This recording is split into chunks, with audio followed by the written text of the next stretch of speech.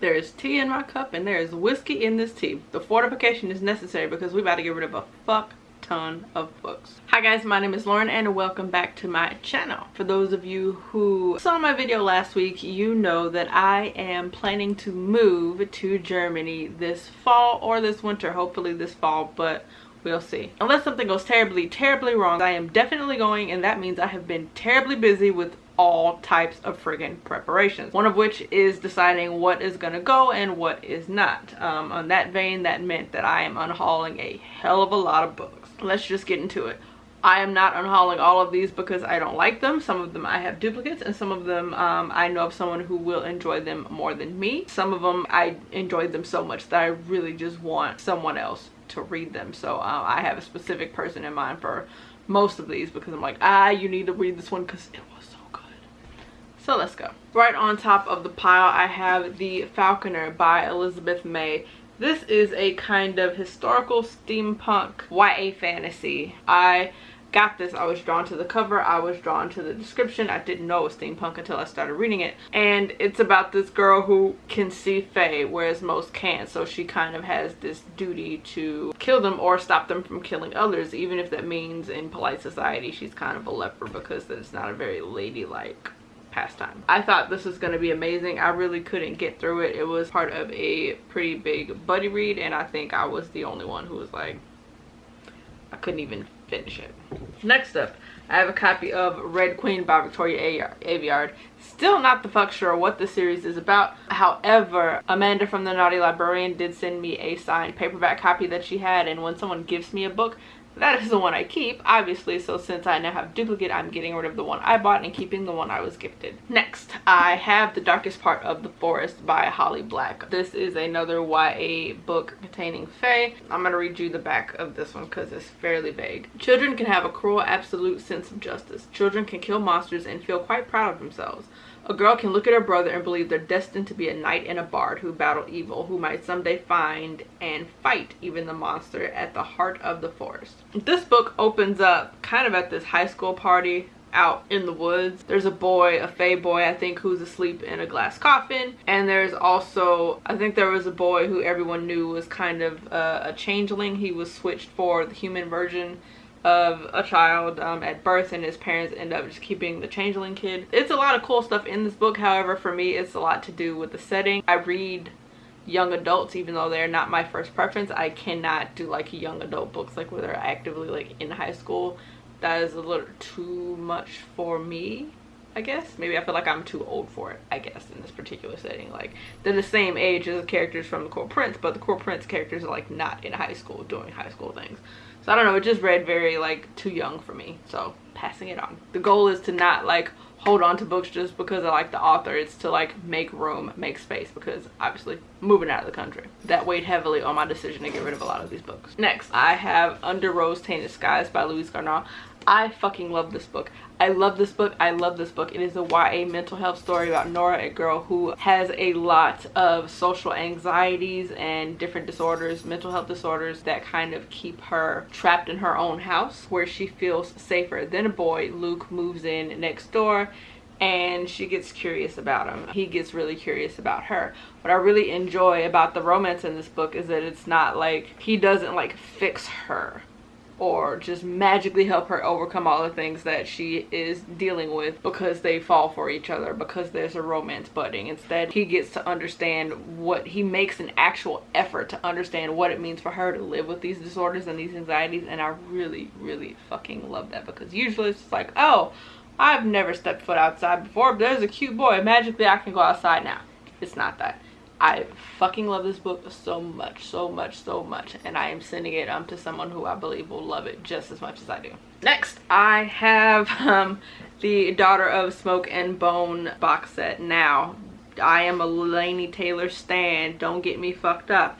The reason I am getting rid of this box set is because I have hunted down all of the international covers and I have them signed by the author. Likely because these books are so big, I also have the ebooks. So if they're so big that when I read them in ebook format anyway, I don't need to keep these. I like the US covers better. I mean, the UK covers better, even though the US covers are nice.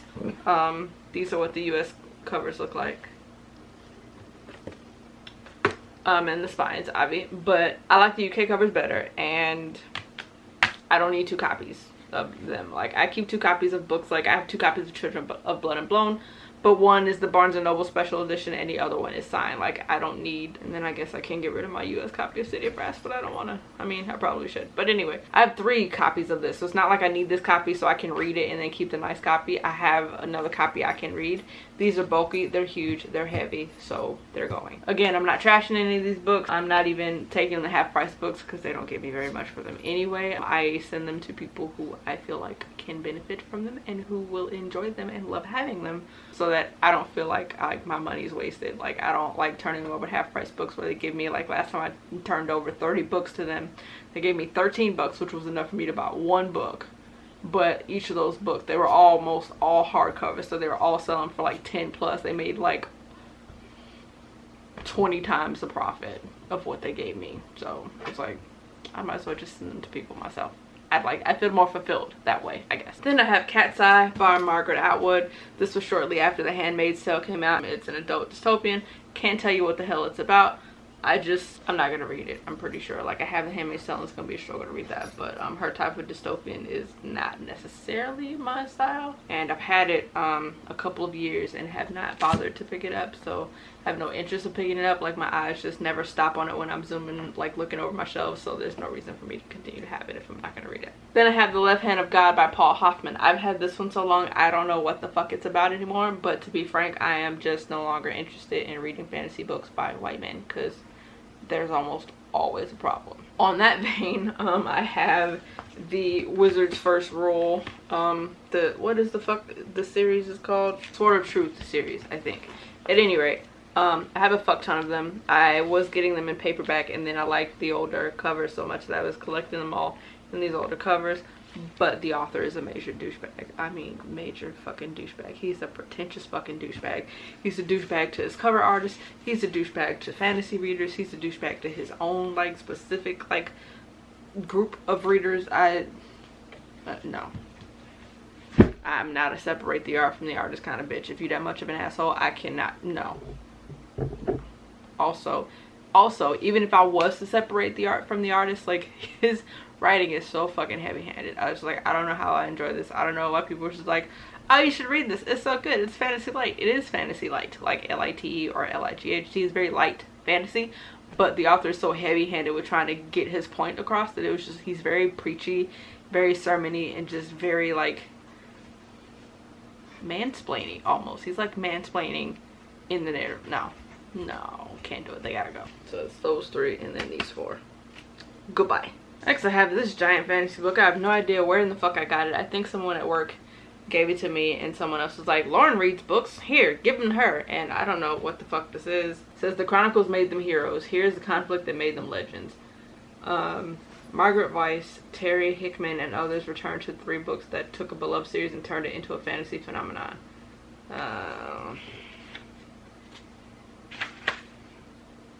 See, I don't even know what it is, and even like reading, I still don't know what it is. I don't need this. Then I have Leviathan by Scott Westerfield. The cover is what attracted me to this book. I got it from Goodwill a couple of years ago. It's basically historical fantasy. It takes place at the end or the start of World War I. It says the Austro-Hungarians and Germans have their clankers, steam-driven iron machines loaded with gun and ammunition.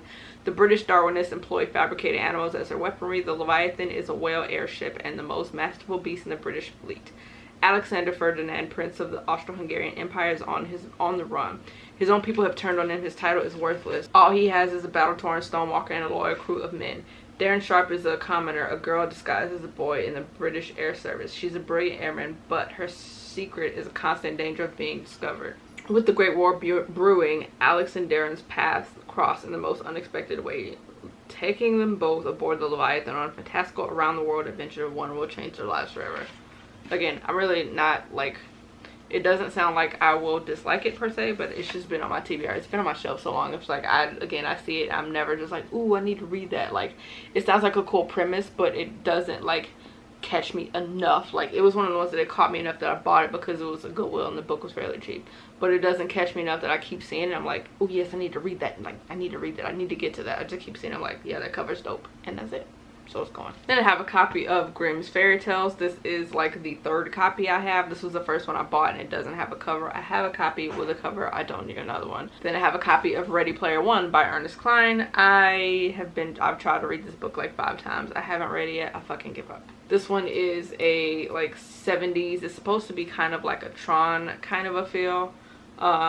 It takes place in the year 2044. It says reality is an ugly place. The only time teenage Wade Watts is really alive is when he's jacked into the virtual utopia known as the Oasis. Wade's devoted his life to studying the puzzles hidden in the world's digital confines, puzzles that are based on a creative obsession with the pop culture of decades past, and that promise massive power and fortune to whoever can unlock them. But Wade stumbles upon the first clue. He finds himself beset by players wanting to take the ultimate prize. The race is on, and if Wade's going to survive, he'll have to win and confront the real world he's always been so desperate to escape. This was also recently made into a movie, so I tried to read it again when the movie's getting ready to come out. I just have not been interested enough to pick up this book. Also, like, holy crap, I don't know if you can tell in there, but goddamn, everything in this book is so like tight and squished together. I can't fucking, if I'm gonna read it, it's gonna be the ebook. I for damn sure cannot read this formatted this way. There's no spacing in any of this crap. And the font is really tiny, and especially like this one that has like the Arial font. It's supposed to be like computer print, and everything's just really tight. And again, the book hasn't been interested me enough to pick it up in 3 damn years. Goodbye. Next I have Mistborn and the Whale of Ascension by The Well of Ascension by Brendan Sanderson. It's not that I don't intend to read these books. I now have them in hardcover. I don't need 2 copies. Alright. Then I have The Raven Boys by Maggie Stiefvater. This is a YA series. Never really could figure out just what exactly the series is about, but it just... Go ahead. I wasn't talking to you. So, again, it's going. I know a lot of people are crazy stands for this series, but I did try to read the one that was about shifters, and it was another thing kind of like with that one particular book of Holly Black's, A Forest, A Dark, whatever the fuck.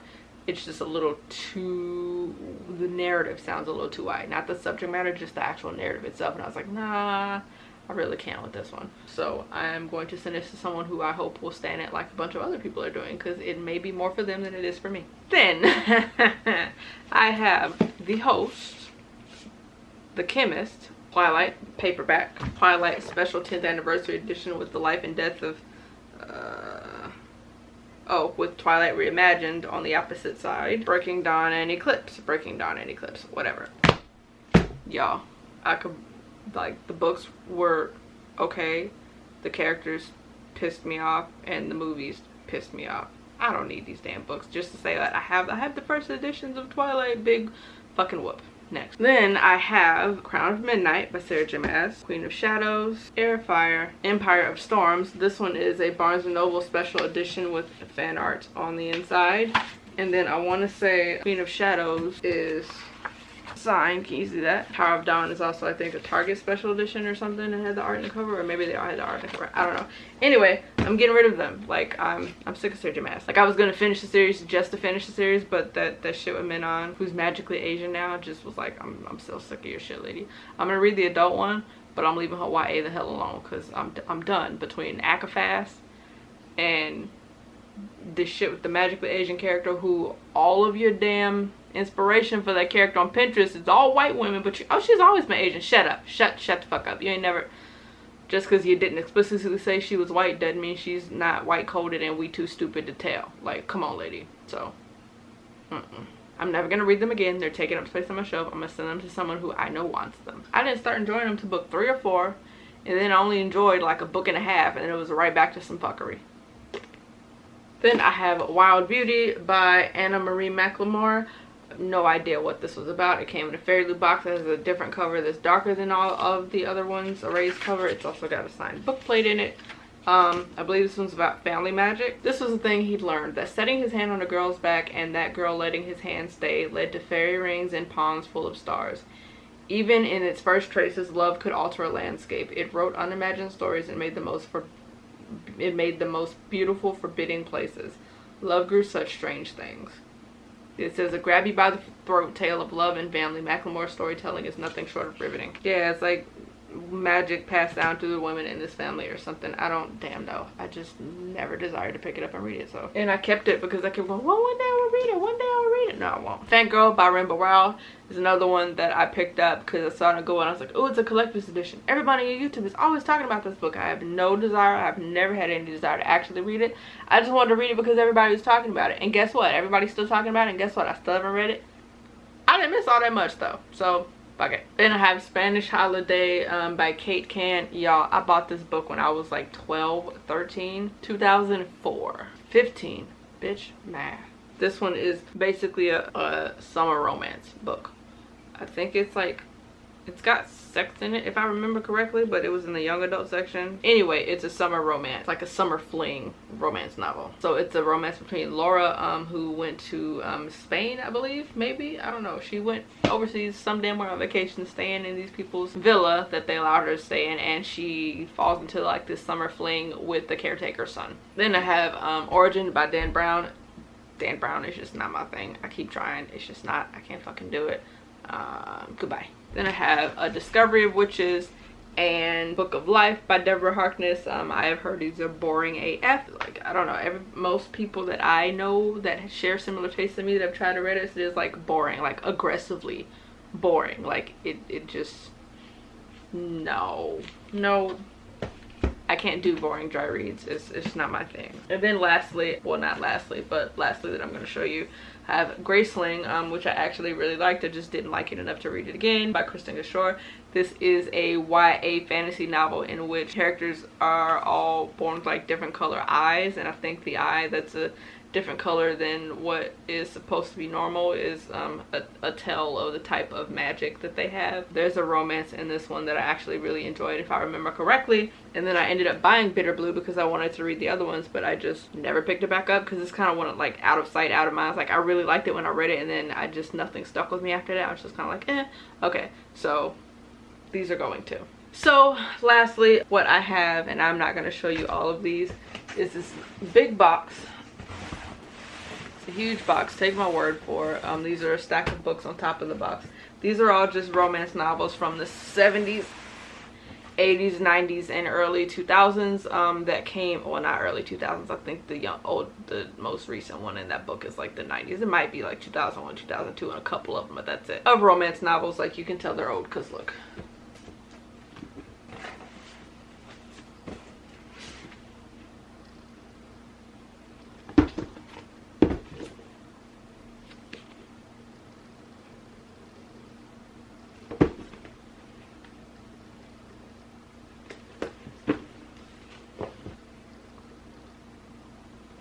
These came in a box that I got from Half Price Books. You pay $5, I think, and you get a box full of romance books, and it was full of books like these. It had a couple of Johanna Lindsey and like one Julie Garwood, who I like a lot, and other than that, it was a bunch of these. I took the ones I was interested in out, and now the rest of these shits gotta go because I am not, I'm not gonna read this. Not because I don't like older books, but because a lot of older romance books, especially Harlequins, sorry, tended to be problematic in some way. I wish I was joking. Especially the ones that have like Native Americans on the cover, or like there's one called like Eastern Star, or like this one. These tend to be full of problems. Okay, they do, and I'm tired of reading problematic shit about white people. I just am. So yeah, like this one may be interesting, but I'm not really into thriller romance all that much. I am sometimes if it's by an author that I already really like, but I'm not trying to get into any new ones right now when I'm trying to get rid of books at the moment. So yeah, I kept the ones I was interested in. Like there was some by Johanna Lindsey, there was a couple by Julie Garwood, there's a couple by Nora Roberts, and I've never read any of her books that I can recall, so I was like, I'll keep those just because I want to see what all the hype is with Master Nora Roberts, because that lady writes a fuck ton of books, and she is like one of the names, like Beverly Jenkins, when you think of like Romance Landia and whatnot. So I kept those. Everything else, like these really old ones, I get time to be reading for it, and it'd just be all white people because there's no diversity in those books. There's none whatsoever, and I'm getting to where I'm tired of reading books like that. So anyway, that I believe is all the books I'm unhauling. And there's like this one is more recent, but I don't think that's romance. And most of my books are either fantasy, of some kind, sci-fi, fantasy, paranormal, or they have romance if they're a different genre. If they're not, if they're contemporary, they need to have romance in it. That's just that. If it doesn't, yeah, I'm good. So these are the, holy crap, all of the books I'm hauling, and that, I think, is it, my friends. So if you are still watching, don't forget to give this video a thumbs up if you like it. I'd appreciate it. And let me know what kind of videos you would like to see from me when I go to Germany. I will see you guys in the next one. Bye.